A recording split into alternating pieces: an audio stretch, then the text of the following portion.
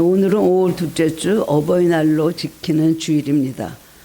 5월 첫째 주는 어린이 주일, 5월 둘째 주는 어버이 주일로 교회력에서 그렇게 지키고 있습니다.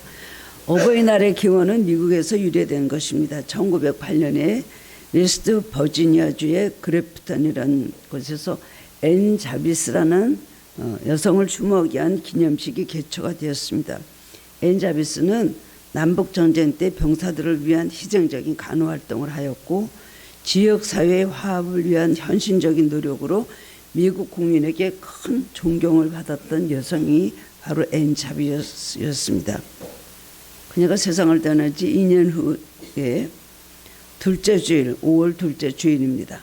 그녀의 딸인 안나 자비스는 어머니와 함께 다니고 섬겼던 그 작은 교회에서 어머니를 향한 존경과 사랑을 기리면서 추모 예배를 드립니다.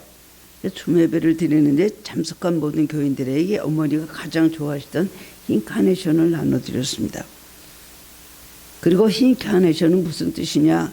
흰 카네이션은 어머니의 사랑처럼 시들기까지 가장 오랜 시간이 걸리는 꽃이고 부모님의 사랑과 인내를 상징한다고 말하면서 눈물을 흘렸습니다.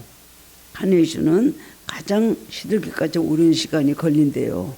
그래서 카네이션의 뜻이 특별히 부모의 사랑을 표현한다고 합니다. 그 소문이 미국 전역으로 퍼지고 이 운동이 확산이 되면서 효성이 지극했던 윌슨 대통령이 1914년 5월 둘째 주를 공식적인 어머니 날로 선포하였습니다. 미국에는 어머니 날이 따로 있고 아빠 날이 따로 있더라고요. 어버이날로 통합해서 지키지는 않습니다. 근데 우리나라도 이 전통이 전해졌습니다. 그래서 1956년 5월 8일이 어머니 날로 지정이 되었고 또한 어머니뿐만 아니라 아버지의 사랑도 굉장히 깊고 또 감사해야 된다. 그래서 효도해야 한다는 목소리, 부모에게 효도해야 한다는 목소리가 커져서 1973년이 어버이날로 제정이 되었습니다. 어머니 날 있을 때 아버지들이 그런 말들을 많이 했던 기억이 나요. 왜 아버지 날은 없냐고. 제가 자랐을 때 그런 말을 많이 했던 것 같습니다. 사실은 어머니들이 고생을 그 당시에 굉장히 많이 했거든요. 어머니만 갖고 있는데 지금은 어버이, 아빠 사랑이 요즘은 더 지극한 것 같아요. 정말 애들이 그래도 아빠를 더 좋아합니다. 카네이션은 그 색마다 뜻이 다른데요. 붉은 카네이션은 살아계신 부모님께 존경과 사랑을 표현하는 것이고 흰 카네이션은 세상을 떠난 부모님께 추모와 사랑을 뜻한다. 그래서 흰 카네이션 좀 달고 오늘도 여러분들 부모님 살아계신 분들은 또 빨간 카네이션 아니면 세상 떠나신 분들이 흰 카네이션을 해야 되는데 아마 흰 카네이션은 준비가 안 된 것 같습니다. 다 붉은 카네이션으로 오늘 연락하신 분들은 카네이션을 달으실 줄 압니다. 영국의 사상가 존 러스킨은 이렇게 말했습니다. 세계의 역사는 전쟁의 역사가 아니라 가정의 역사다. 그러므로 한 나라의 수준은 그 나라의 가정 수준으로 올라갈 수 없고 한 나라의 생존은 그 나라의 가정의 생존 여부에 달려있다고 말했습니다. 그렇죠. 가정이 얼마큼 살아있느냐에 따라서 그 사회가 그 국가가 잘 되고 안 되고 거기에 달려있는 것입니다. 세상의 모든 문화가 빠르게 수없이 변하고 있지만 부모님을 통해서 자식이 탄생되는 것은 태초부터 지금까지 조금도 변하지 않습니다. 최초의 인간의 역사는 어버이로부터 자녀가 탄생됨으로 시작이 됩니다. 어머니가 자식을 낳아서 사랑으로 키우는 모생에는 예나 지금이나 변함이 없습니다. 요즘 어머니들도 자식을 죽이는 어머니들도 다 있는 걸 보고 세상이 너무나 망쳐들었다는 생각을 하게 되는데요. 그러나 부모님께 향하는 자식의 효성은 옛날 같지 않습니다. 예전엔 부모님 말이 법이었죠. 그리고 아버지가 얼마나 무서웠습니까? 아버지가 말 한마디 하시면 그 말에 다 따라서 할 정도로 자라나는 환경 속에서 부모님의 이 권위는 굉장히 엄격했고 그것 때문에 물론 트라우마가 많았다 이런 말들도 하기는 하지만 예전에는 부모 공경을 대단한 가치로 그렇게 생각을 했습니다. 근데 지금은 옛날 같지 않습니다. 부모 공경이나 부모 사랑의 갸륵한 얘기를 들어보기 힘들지요. 자녀가 부모를 해서 이렇게 했다는 그런 말을 듣기가 그렇게 쉽지 않습니다. 그리고 효의 마음을 찾아볼 수가 없습니다. 현대사회 특징이 극단의 개인주의와 이기주의 그리고 상업주의가 효의 개념을 변화시켜 버렸기 때문입니다. 그래서 요즘 젊은이들은 부모에 대한 감사 은혜를 잊어버리는 경향이 굉장히 많아졌습니다. 인간에게는 두 가지가 있는데 하나는 부모 없는 고아의 비극, 또 다른 하나는 나라 없는 만국 국민의 비극입니다. 그러므로 부모님이 계셔서 부모의 사랑을 받으며 부모님을 공경할 수 있는 기회가 있다는 것이 우리에게 얼마나 큰 축복인지 모릅니다. 부모의 사랑이라는 것은 대단한 것이죠.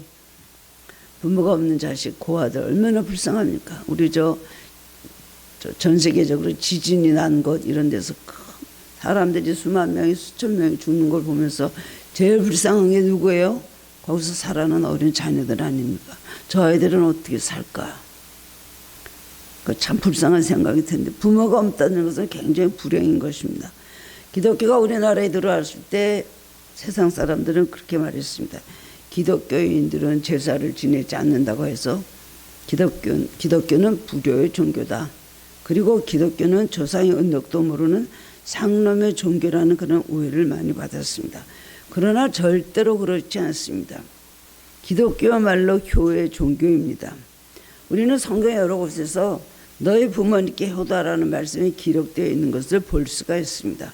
특별히 구약을 성서를 읽으면은 부모님에 대한 효에 대해서 이미 시내산에서 하나님께서 주신 여러 가지 계명 중에 또한 여러 가지 율법 중에 부모에게 내 부모에게 효도하라. 부모를 미워하고 부모를 또 에게 대항하고 반항하고 불순종하는 자는 돌로 쳐 죽이라 그랬어요.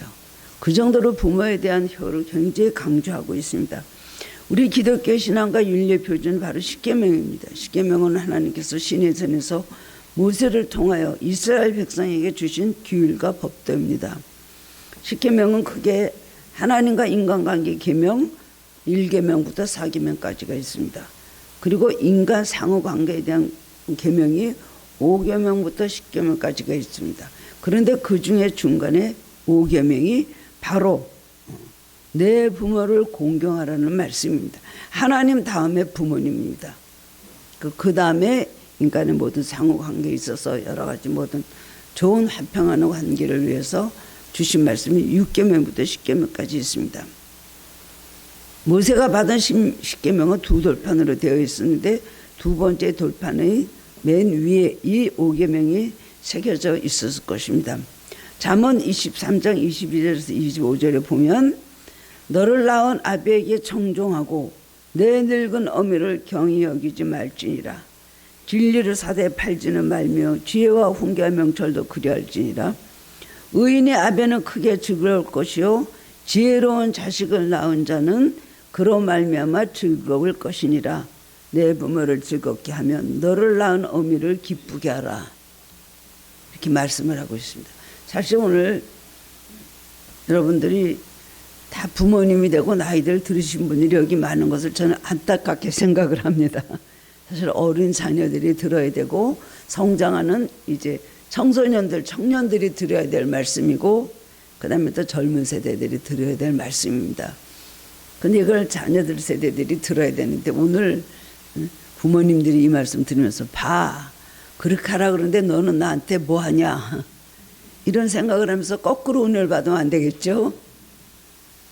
오늘 어버이주일을 맞이해서 본문의 말씀으로 효성의 의미와 기독교 신앙적 교훈이 무엇인가 깨달음을 얻고 함께 은혜를 나누기를 원합니다. 저도 부모님 다 자꾸 하셨지만은 살아계실 때는 우리 부모님들의 소중함 얼마나 훌륭한 것을 저는 몰랐습니다. 아버지는 엄격하신 분이었기 때문에 늘 아버지는 무섭다, 엄격하다, 조심하지 않으면 안 된다. 어머니는 또 당연히 어머니가 자비로우신 분이신가 생각했는데 이 돌아가시고 난 다음에 또 제가 부모가 돼보고 또 할머니도 돼보고 하니까 이것이 얼마나 중요한 일인가. 부모에 대한 감사한 마음을 가지지 못하고 살았던 것이 얼마나 불행한가를 굉장히 깨닫게 됩니다. 그 사랑은 무엇으로 비교할 수가 없는 것입니다. 부모님들이 상처도 주고 야단도 주고 때로는 어떤 부모님들은 또 욕을 하는 안 좋은 욕을 하는 그런 부모님들도 있다고 들었습니다.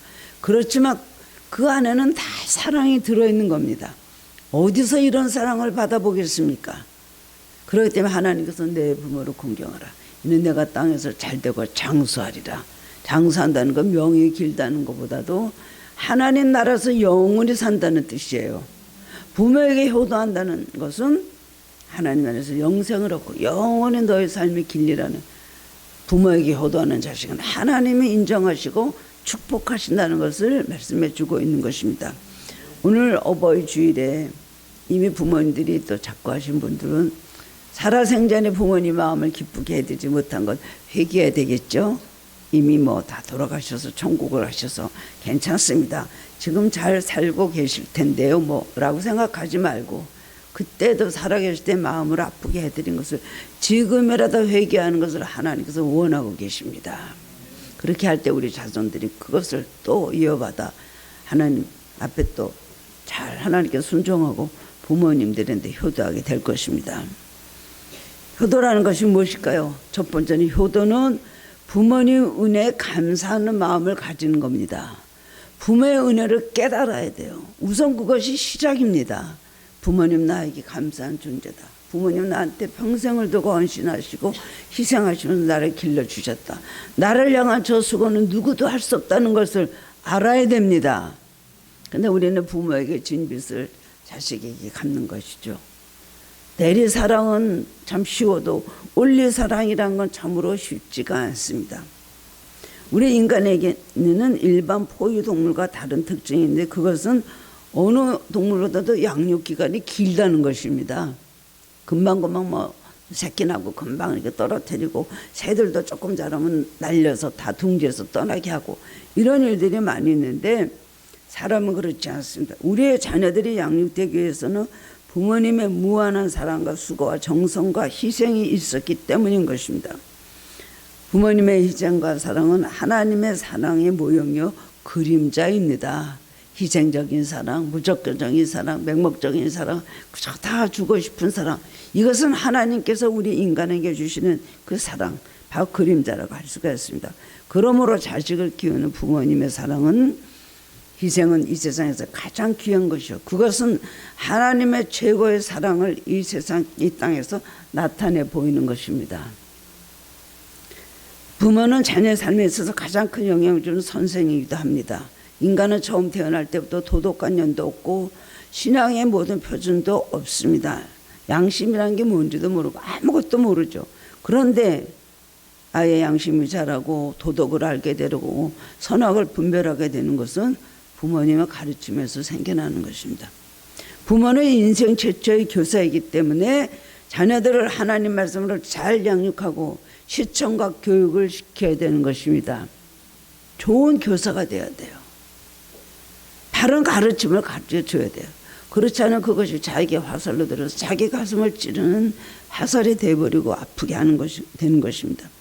그러므로 성경에 보면 위대하게 성공한 인물들의 배후에는 모두 어머니의 고귀한 희생과 사랑이 있었습니다.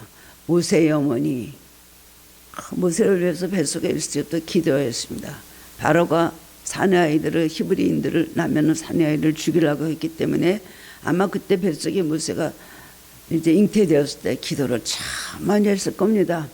그리고 하나님, 이 민족이 이런 고통을 당하는데 이 아들이 아래에 이르면 이 민족을 인도하는 훌륭한 지도자가 되게 해달라고, 하나님 아브라함, 우리 조상 아브라함과의 약속을 지켜달라고 얼마나 기도를 많이 했겠습니까. 그러기 때문에 모세가 태어났을 때 그렇게 또 바로의 공주의 눈에 띄어서 바로의 궁 안으로 들어가서 그 다음에는 양자가 되었잖아요. 그 아들이 되었습니다. 입양한 아들같이 되었고, 그리고 엄마가 유모를 찾는데 엄마가 모세의 어머니가 곧장 그 궁으로 들어가서 그 모세를 품에 안고 젖을 먹여서 기르면서 그 다음에 신앙교육, 여호와의 신앙을 그에게 가르쳤던 것입니다. 어머니 때문에 모세는 그런 훌륭한 지도자가 되었습니다. 삼손의 어머니, 사무엘의 어머니, 세례요한의 어머니, 예수님의 어머니, 그리고 링컨의 어머니, 요한웨슬리의 어머니, 어거스틴의 어머니, 얼마나 훌륭한 어머니들, 그 이야기를 우리가 알고 있습니다. 그들은 기도가 있었고 희생이 있었습니다. 자녀들은 어머니의 무릎에 앉아서 또한 식탁에 앉아서 인생관과 가치관을 배우게 됩니다. 우리가 잘못을 저지를 때마다 부모님의 책망과 측징이 있기 때문에 깨닫게 되고 성숙한 인격으로 우리가 성장이 되는 것입니다. 나폴레온도 이런 말을 했습니다. 자식의 운명은 언제나 어머니가 만든 것이다 라고 말했대요. 우리는 나를 위해 고생하신 부모님의 은혜와 사랑을 기억하고 항상 감사하며 근심과 걱정을 끼쳐드리지 말고 마음을 기쁘게 해드리는 마음을 가져야 됩니다. 이것이 바로 효도의 시작인 것입니다. 근심을 시키지 말고 부모의 마음을 기쁘게 해드려야 되겠다. 그네가 감사하다는 생각을 해야 되겠죠. 비록 부모님의 말씀이 시대적으로 맞지가 않습니다. 너무나 불합리합니다. 삶의 방식도 자식들과 많이 다르지만 우리들이 하는 고생과 그 사랑을 잊어서는 절대로 안 되는 것입니다. 부모님의 사랑과 수고와 희생으로 오늘날 우리가 있는 것입니다. 일본의 유명한 시인인 이시가와시라는 사람이 있는데 어머니에 대한 효성을 닮아서 시를 이렇게 썼습니다. 그가 어느 날 어머니를 장난한 마음으로 한번 업어왔더니 어머니 몸은 예상보다 너무나 가벼운 거예요. 그 가벼운 어머니를 얻고 어머니에게서 나를 기르시는데 얼마나 고생했기에 이렇게 가벼울까 생각을 하면서 울면서 한 발자국 떼지 못하고 서서 울고 말았다는 것입니다. 그 시를 쓴 거예요. 자녀들 기르시느라 늙고 병에 깨진 부모님 은혜에 감사하고 긍휼히 여기는 마음을 가지는 것이 올바른 그리스도인의 자세인 것입니다. 아브라함 링컨은 말하기를 지금 내가 살아있는 것과 앞으로 내가 살아갈 모든 것은 천사와 같은 내 어머니에게서 배운 것이다. 두 어머니로부터 성경을 배웠잖아요. 생모는 일찍 돌아가신 에 대해서 신앙이 아주 좋으셨는데 늘 어리지만 링컨에게 날 성경 링컨 그걸 가르쳤습니다. 그 다음에 계모가 들어오셨는데 계모가 또 그렇게 신앙이 좋은 분이 들어왔어요. 그 계모 같은 늘 성경을 링컨에게 가르치고 성경을 읽으라고 그래서 그야말로 정말 성경이 찢어지도록 링컨은 성경을 읽은 거예요. 링컨은 공부도 많이 못했는데 결국 두 어머니로부터 배운 신앙관을 가지고 그 사람이 그렇게 세계적인 지도자가 되고 흑인을 노예 해방을 시키는 훌륭한 하나님의 종이 되었습니다. 어머니의 교육 때문에 그렇게 된 거예요. 효성으로 유명했던 중국의 정자라는 사람은 어머니의 마음을 잘 알고 그 마음을 기쁘게 해야 것이 효도다. 뭐 다른 것이 효도가 아닙니다. 바로 그것을 효도라고 했습니다. 우리는 말 한마디라도 부모님을 무시하고 부모님의 마음을 아프게 하고 섭섭하게 해드리는 것은 하나님이 매우 싫어하는 겁니다. 보이는 부모를 바로 하나 섬기지 못하는데 어떻게 보이지 않는 하나님을 섬기냐 그러셨어요. 보이는 사람이 형제를 사랑하지 못하는 사람이 보이지 않는 하나님을 어떻게 사랑하겠냐고 하나님께서 말씀을 하셨습니다. 자기를 매일 만나고 잘해주는 부모를 사랑하지 않는 사람이 어떻게 보이지 않는 하나님의 사랑을 깨달을 수가 있겠습니까? 우리는 말도 그렇고 물질뿐만 아니라 마음으로 어머니의 마음을 편안하게 해드리고 공경함으로써 부모님께 기쁨을 드리는 것, 이것이 바로 효도인 것입니다. 두 번째로는 우리는 부모님의 기도와 신앙을 늘 기억해야 됩니다. 부모님 가슴에는 자식을 향한 정성스러운 기도가 있습니다. 밖에 나간 자식이 잘 돼서 돌아오기를 저득저득 그야말로 왜 안 들어오나 왜 안 들어오나 그저 자녀가 들어와야 그 다음에 잠이 들잖아요. 학업에 있는 자녀들은 머리가 되길 바라고 사회에 나가서 일하는 자식은 큰 일꾼이 되기를 기원하는 기도가 있습니다. 비록 기독교인이 아니라고 할지라도 종교가 없는 부모라도 언제나 자녀를 위해서 기원하는 마음을 가지고 있습니다. 이 마음도 귀한 것입니다. 물론 예수를 믿지 않고 돌아가신 부모님들 계시겠지만 그 마음속에는 자식이 잘 되기를 바라고 자식이 건강하길 바라고 자식이 늘 행복하길 바라고 그런 마음이 있지 않습니까? 그 마음을 기억해야 되는 거예요. 그리고 가르침이 있잖아요. 다 그렇죠. 부지런해라, 진실되라, 정직해라, 그리고 바르게 살아라. 아무리 악한 부모라도 자식에게 그것을 가르쳐주지 않습니다. 마찬가지로 이런 것을 기억하면서 부모님의 가르침을 기억해야 되고 더구나 신앙의 부모님들의 그 모든 기도와 신앙생활을 가리키는 것은 늘 기억하고 그대로 따라서 살아야 된다는 것입니다. 특히 예수를 믿는 부모들은 언제나 1순위로 자녀들을 위해서 기도합니다. 신여제 여러분들이 기도 제목들 쭉 적어서 이렇게 하고, 또 여러분들이 뭐 평소에도 기도 제목들 저에게 이렇게 말씀해 주실 때 보면 첫 번째가 다 자식을 위한 거예요. 자식에 대한 기도.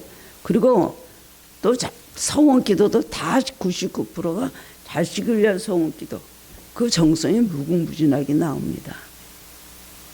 제가 섬기던 게 어느 권사님 아들이 중학교에 들어가더니 학교 공부에 완전히 흥미를 잃어버리고 신앙도 없어져서 교회도 나오지 않게 되었습니다.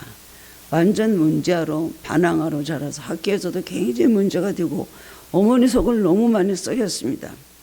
그 어머니는 그 아들을 위해서 기도했지만 좀채로 돌아오지 않았습니다. 그 어머니는 1000번제를 작정을 하고 날마다 새벽 기도에 나와서 서원 기도를 드렸습니다. 그래서 어떤 때는 열심히 기도하다가 겨울에 기도하다 새벽 기도하고는 손이 차잖아요. 그럼 뭐 원래 방에 들어가서 자고 있는 아들로 손을 붙잡고 하나님 이 발이 복되게 하시고 이 아들을 하나님 귀한 아들로 삼으시라고 발을 붙잡았다가 차잖아요. 자다 보니까 웬 찬손이 와서 자기 발을 만지니까 발로 걷어쳤어요. 할머니가 그냥 어머니가 여기 턱을 맞고 뒤로 잡아주고 그러기를 몇 번을 했는지 모릅니다. 장갑을 끼고 들어갔대요. 모르게 하느라 기도 열심히 하고. 그냥 교회 갔다 오면 능력이 있으니까 그냥 하나님 문만 열자마자 들어가서 하나님 이 아들을 제정신이 돌아서 공부 잘하게 하시고 장갑 꼈는데도 알더래요. 저는 이제 상담을 하다 보면 참 많은 말을 듣습니다. 그런 자식들이 있습니까? 꼭 놓고요. 문에다가 놓고요. 놓고 하라는 거죠. 엄마 절대로 문 열면 큰일 나죠. 그런 사춘기 자녀들이 많아요. 놓고 하라 그래요. 그래서 놓고 안 하고 몰래 뭐 이렇게 싹 들어가서 과일 접시 두고 나왔다고. 왜 놓고 안 하고, 자기가 없기 때문에 놓고 안 하고서 거기다 과일 접시 두고 왔는데 왜 놓고도 안 하고 과일 접시를 두고 갔냐고. 그렇게 엄마한테 화를 내는 거예요. 네가 없기 때문에. 그래서 없으면 주지 말아야 될 거 아니냐, 들어오지 말아야 될 거 아니냐. 이게 뭐가 거꾸로 된 거 아닙니까? 그런 자녀일수록 때려주고 확 어떻게 하고 싶은데 그런 자녀 건드림도 큰일 나요. 그런 자녀들도 꼼짝을 못하고 그냥 완전히 자식의 왕이 돼서 그렇게 하는 세상이 되었습니다. 그래서 이 권사님은 1,000번제를 작정하고 맨날 새벽기도 나와서 성기도 드리면서 그것도 모자라서 이거 갖고도 안 되는데 내가 이 아들을 위해서 신구약 성경을 필사해야 되고 생각하고 자식을 향한 하나님 말씀을 생각하면서 2년 동안 창세기부터 요한계시록까지 노트를 사다가 필사를 한 거예요. 그 쓰면서 그냥 썩겠습니까? 우리 아들 누구 잘 되게, 우리 아들 제정신이 들어오고 신앙생활 잘하고 공부 잘하게 해달라고 그렇게가 정성을 들여서 요한계시록까지 썼어요. 다 쓰고 난 다음에는 쓴 걸 들고 담임 목사님 방에 찾아가서 본인은 없는데 기도받았어요. 내가 이 자녀를 위해서 기도하면서 이 아들을 위해서 내가 이걸 썼습니다. 축복기도까지 엄마가 됐으면 받았어요. 그 다음에 아들을 위해서 1,000번째 기도하고 그 다음에 성경 필사해서 잘 지켜 정성을 기도했는데 그 다음에 그 아들의 회개하고 제정신이 돌아오더니 열심히 공부해서 아직 1, 2대학은 안 하지만 제법 좋은 대학에 들어갔습니다. 그 직장을 잘 들어가서 잘 다니고 결혼을 하고 잘 살고 있다는 얘기입니다. 그냥 놔뒀으면 됐을까요? 안 됐죠. 근데 속을 많이 썩인 자식들에는 기도를 많이 하게 되잖아요. 그렇죠, 여러분들. 속을 많이 썩인 자식은 기도를 아무래도 많이 하게 되잖아요. 그러면은 그 아들이 더 잘 됩니다. 어떻게 보면 나를 위해서 기도해 주십시오 하고 속을 썩이는 거예요.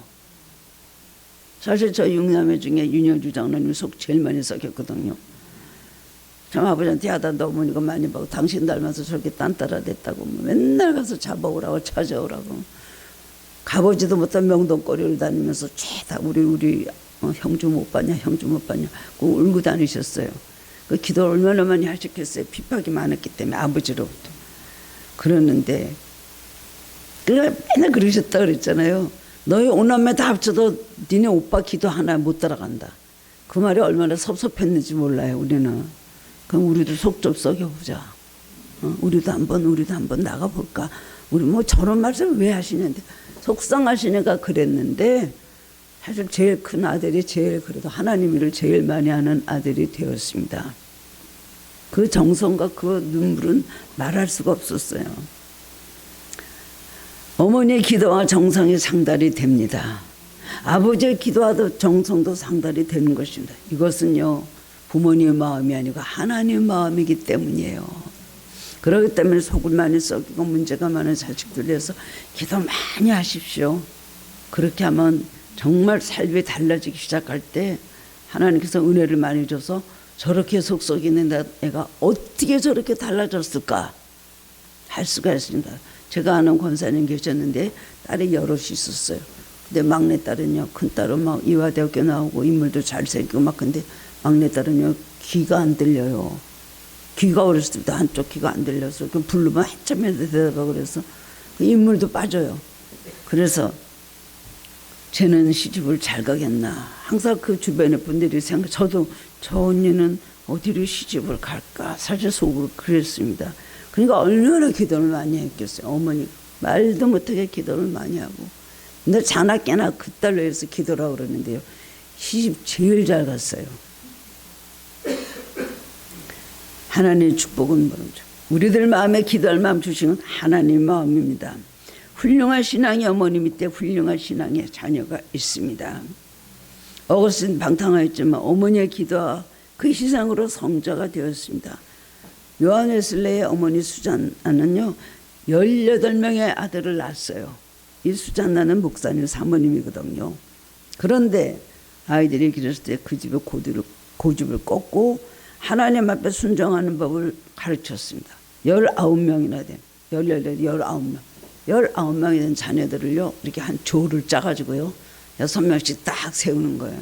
그래갖고 성경을 읽은 거, 성경을 읽고 외워야 돼요. 그럼 앞에 쫙 세워놓고 조를 짜가지고 성경을 어디서부터 어디까지 외워봐라. 그럼 쫙 서서 외우잖아요. 그러면은 그 다음에 밥을 줬어요. 그 말씀대로 하지 않으면 밥도 먹이지 않았습니다. 근데 19명 중에 거진다고 옥스퍼드로 보낸 거예요. 거기서 요한 웨슬리 목사님이 감리교 창시자가 되었죠. 그 다음에 그 동생이었던 찰스 웨슬리 목사님은 많은 사람이 은혜롭게 부르는 우리가 부르는 찬송가를 수없이 작곡할 정도로 훌륭한 목사가 되었어요. 만입이 내게 있으면 그 입 따가지고 주위에서 거시는 정을 늘 찬송해. 그것도 찰스 웨슬리가 진 거예요. 어머니 한 사람의 훌륭함으로 인해서 이렇게 훌륭한 가문에 하나님 나라에서 크게 헌신하는 귀한 종들이 나왔다는 것입니다. 교회 성장에서 생물학적 성장이라는 말이 있는데요. 부모의 신앙을 자식들이 이어받아서 며느리, 사위, 손자들까지 그 교회에 모이게 돼서 자동적으로 교회가 부흥되는 것을 말합니다. 그 전도의 한 방법이에요. 가족들이 와서 며느리, 사위 들어오고 자녀들 낳아서 각 부속마다 이렇게 부흥되는 것이죠.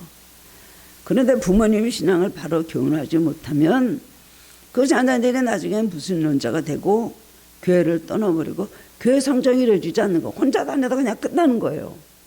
가족들을 자꾸 와서 가족들도 많이 이렇게 부흥되는 그런 교회가 굉장한 훌륭한 전도 방법의 하나인 것입니다. 자연 성장이라 그러거든요. 이런 일들이 있어야 되는데 지금 이런 좀 이상한 핵가족들이 되면서 이렇게 되기가 굉장히 어렵습니다. 부모님의 일거수일투족의 자녀들에게는 그대로 신앙적인 교육이 된다는 것입니다. 요즘 뭐 사회에 나가 보면은 그렇게 훌륭한 믿음의 가문의 자녀들이요 나와서 모태신앙도 몇 대째 내려오는 모태신앙이면서 나와서 기독교를 조롱을 하고 예수님 없이 여기는 말을 하고 그 다음에 방탕하게 사는 모습을 보면서 얼마나 우리가 마음이 안타까울 때가 많습니까? 그런 일들이 있죠.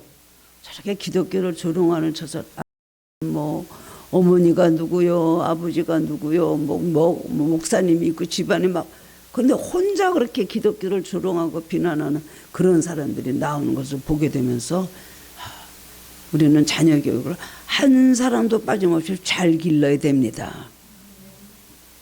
5명 중에 4명은 예수 잘 믿고 장로고 권사고 그러는데 하나는 교회 안 다녀. 이거 실패해요. 이런 일들이 있지만 그냥 그대로 신앙을 다 유전시켜야 된다는 것입니다.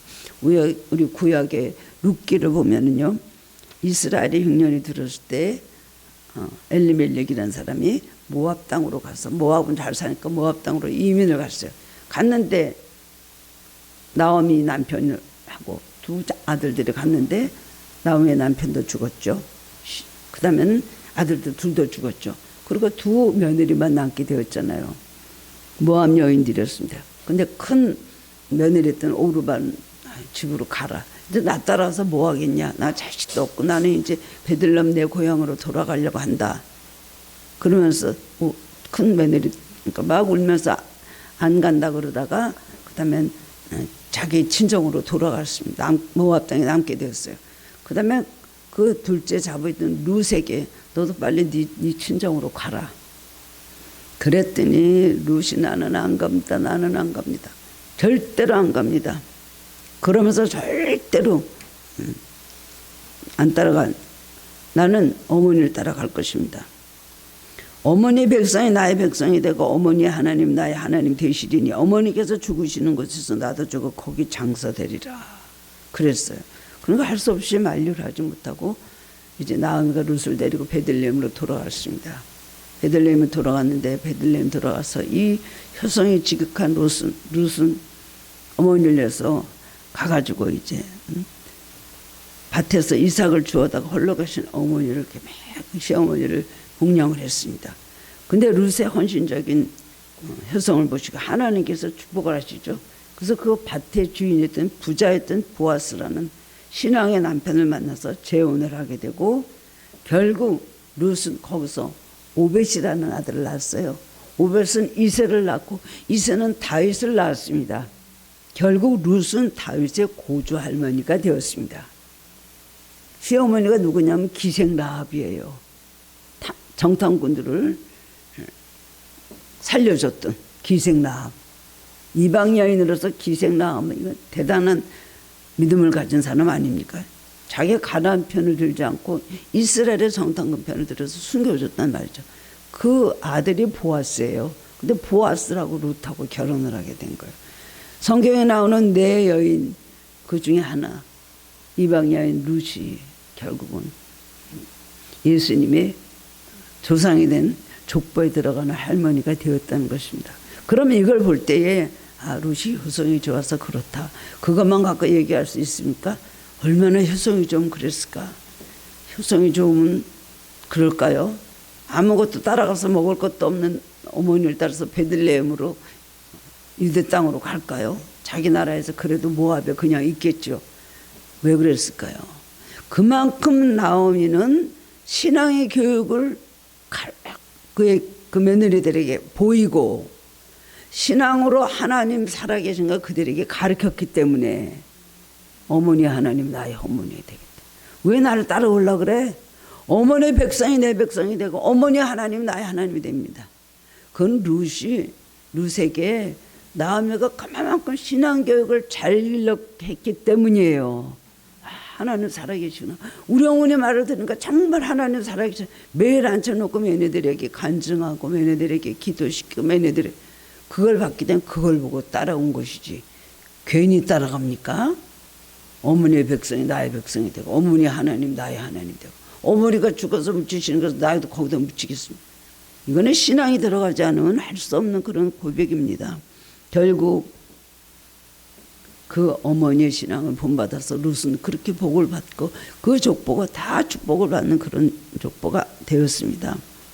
믿음을 바로 심어주는 신앙의 유산이야말로 부모님의 전 인격과 신앙 전체를 걸고 수행해야 될 중요한 이런 걸 기억하시기 바랍니다. 자녀들에게 신앙교육 바로 시켜야 돼요. 우리는 하나님께서 맡겨준 자녀들을 우리는 시청각 교육을 하는 사람들입니다. 우리는 청직이에요.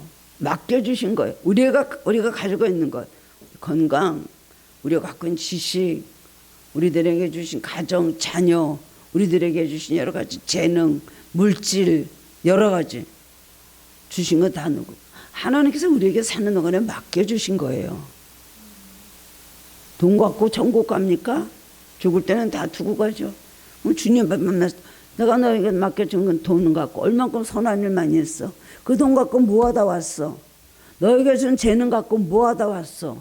너에게 준 시간과 건강을 갖다 너는 나를 위해서 뭘 하다 왔냐? 물으신단 말이죠. 다 두고 가죠. 건강도, 수명도, 집도, 가정도, 돈도, 재능도 다 두고 가는 거예요. 그럼 우리는 청지기 인생으로 맡아가지고 사는 거기 때문에 내 거라 그러고 내 마음대로 하다가는 실패를 봅니다. 절대로 아닙니다. 마지막 세 번째로는 효도는 하나님의 뜻이기 때문에 효도하는 사람은 축복을 받는다는 약속이 성경에 여러 군데 있습니다. 당연히 축복을 받습니다. 부모님이 자식에게 쏟는 희생과 사랑은 누구보다 비교할 수 없습니다. 이 세상에서 최고의 사랑은 무조건적인 어버이의 사랑입니다. 어머니는 배를 굶을지라도 자식들에게는 다 모든 것을 먹이고 입히고 자식이 병들면 진자리 마른 자리 가라니시 밤을 새우는 어머니 희생은 자식들의 만분의 일도 보답하기가 어렵습니다. 부모님께 효도하는 것은 하나님의 뜻을 이루는 것입니다. 이거는 우리 어머니니까 내가 효도하고 이거 아버지는 효도 그런 의미가 아니에요. 효도하는 것은 부모 하나님의 뜻입니다. 내 부모를 공경하라. 그렇기 때문에 효도하면 축복의 근거가 되는 것입니다. 강철한 간에게는 결혼을 하게 되면 어느 아내를 더 사랑하게 될까 봐 평생 독신으로 어머니를 모시고 살았대요. 조금 좀 이상하죠. 그랬다고 합니다. 뭐 유명한 대만의 장개수 총통 요심은 널리 알려져 있고 뭐 유명한 얘기들이 많이 있습니다. 생일날에 생일잔치를 장개수 총통한테 그 신하들이 잔치를 해드리네요. 우리 어머니가 오늘 나을 낳으려고 이렇게 고생한 날에 무슨 잔치를 하냐고. 물도 안 마셨대요. 좀 극단적이긴 하고 사모님이 힘들었겠다는 생각을 하긴 합니다만 그만큼 효도하는 자녀들이 잘못된 거 못 봤습니다. 이순신 장군님도 그렇게 부모에게 효도했대요. 가난하면서도. 그리고 한마디만 더 하자면 그렇게 아내를 사랑했다고 합니다. 가정에서도 너무 그렇게 훌륭한 본을 보였다 그래요. 이순신 장군도. 다윗왕의 아들이 압살롬은 아버지의 왕위를 뺏으려고 써는 그냥 반란을 일으켰죠. 결국 그랬는데 아버지가 쫓겨가면서 그래도 신하들에게 말합니다. 내 아들 압살롬을 만약에 전쟁을 하게 될 때 내 아들 압살롬을 이렇게 낙하게 하지 마라. 내 아들 그래도 내 아들을 이렇게 좀 너 그렇게 대접해서 죽이지 말란 얘기죠. 그래서 그 말을 듣고 안 죽였어요. 안 죽였는데 갑자기 막 그냥 도망을 가다가 압살롬이 머리가 상투리가 이렇게 나무에 걸려서 대령대령 매달려 있으니까 나중에 그 바로 신하는 요압인데 요압은 죽이지 않아요. 요압의 또 신하들이 대령대령 매달린 압살롬을 찔러서 죽여버린 거예요. 그랬는데 그 말을 듣고 다윗이 자기를 죽이려는 아들이 죽었는데 우는 거예요. 올라갈 때 말하기를 내 아들 압살롬아 내 아들 압살롬아 차라리 내가 너를 대신하여 죽었다면 내 아들 압살롬아 내 아들아. 부하들이 화가 나가지고 우리가 오늘 다 죽고 압살롬이 살았어야 됐겠습니까? 압살롬이 안 죽으면 어떻게 됐겠어요? 결국 패륜하죠. 아버지를 죽이고 왕위를 뺏으려고 했던 그 아들이 결국 그렇게 죽고 말았다는 것입니다. 우리 인간은 이상합니다. 남들이 나한테 고맙게 하면 얼마나 고마워합니까? 그렇죠? 남들이 자기를 조금 도와줘요. 아니면 자기 무슨 뭐 이상한 직장을 좀 열어줘요. 아니면 와서 하다못해 뭐를 좀 도와주고 힘들 때 그러면 얼마나 고마워합니까? 그래갖고 얼마 지나면은 막 그 사람을 찾아가서 고맙다고 그러고 선물도 하고 막 그러는데 이상하게 부모에 대해서는 당연지사로 생각해요. 맨날 섭섭해하고 불평불만하고 더 받지 못해서 마음에 그냥 꽁하고 있고, 이거 잘하는 겁니까? 인간 대 인간으로 놓고 보면 어느 분이 나와서 길러서 그야말로 맨날 수고하시면서 길러주고 세상 떠날 때까지 사랑해주고 있는 걸 주시고, 그렇기 때문에 부모된 죄밖에 없다라던 말을 하잖아요. 인간 대 인간을 볼 때 그렇게 고생하시면 우리를 위해서 희생해 주는 분이 어디 있어요? 만약에 누가 이 세상에 어떤 사람이 그랬는데 아마 우리는 뭘 군반지를 벗으려도 아마 갖다가 주면서 고맙다고 할 것입니다. 이것이 잘못된 것입니다. 자녀들아 너희 부모를 주 안에서 순종하라. 이것이 옳으니라. 내 아버지 어머니를 공경하라. 이것이 약속에는 첫 계명이니 이는 내가 잘되고 땅에서 장수하리라. 출애굽기 20장에도 있는 말씀이고 에베소서 6장에서도 있는 말씀입니다. 부모에게 불효하고 잘되는 사람 없습니다. 한동안 불효했다가도 나중에는 깨닫고 달라져야 돼요.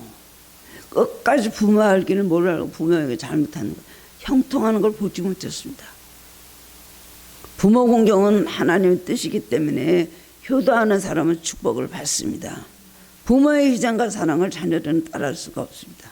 하늘같이 높은 부모님의 사랑을 잊지 말고 순종하고 공경하는 마음으로 살아가시는 여러분이 되시기를 주님의 이름으로 축원합니다. 사랑해 주는 은혜 감사드립니다. 어버이 주일에 이 어버이 부모님의 모든 사랑을 생각하면서 또 하나님 저희들이 부주 중에 불효하고 효도하지 못한 것들 용서해 주시기를 원합니다. 불평불만하고 부모님에 대해서 섭섭한 마음을 가지고 또 사랑을 할 때 그거는 당연한 것으로 알고 더 받으려고만 생각했던 우리들의 모든 불효를 용서하여 주옵소서. 낳아주시고 길러주시고 잠 못 이루시며 우리들을 키워주셨습니다. 그리고 하나님 항상 모든 것 좋은 것을 주시며 희생하셨는데 그것은 주님의 희생과 주님의 사랑이라고 하나님께서 하나님 십계명에서도 말씀하시고 내 부모를 공경하라. 이는 내가 땅에서 잘되고 장수하리라고 약속을 해 주셨습니다. 주님 하나님 저희들 또 우리 부모님들이 생각하면 효도할 수 있게 하여 주옵소서. 또한 우리 자녀들이 부모에게 효도하는 자녀들 되게 하여 주옵소서. 사춘기 때 빗나가고 여러 가지로 거칠고 삐뚤어지는 그런 마음들이 있다면 엄마 아버지가 열심히 기도하는 건데 그들의 마음이 선하게 바뀌게 하시고 하나님 기뻐하시는 자녀들로 바꿔주시고 하나님 말씀에 대해 순종할 뿐만 아니라 부모에게 효도하고 또 하나님을 섬기는 신앙이 그대로 하나님 유전이 되는 아름다운 가문들이 되게 하여 주옵소서. 그러므로 부모 자식 하나님 관계가 늘 화목하고 서로 축복하고 서로 행복한 귀한 가정들로 주님께서 변화시켜 주시옵소서. 감사드리오며 예수님 이름으로 기도드리옵나이다. 아멘.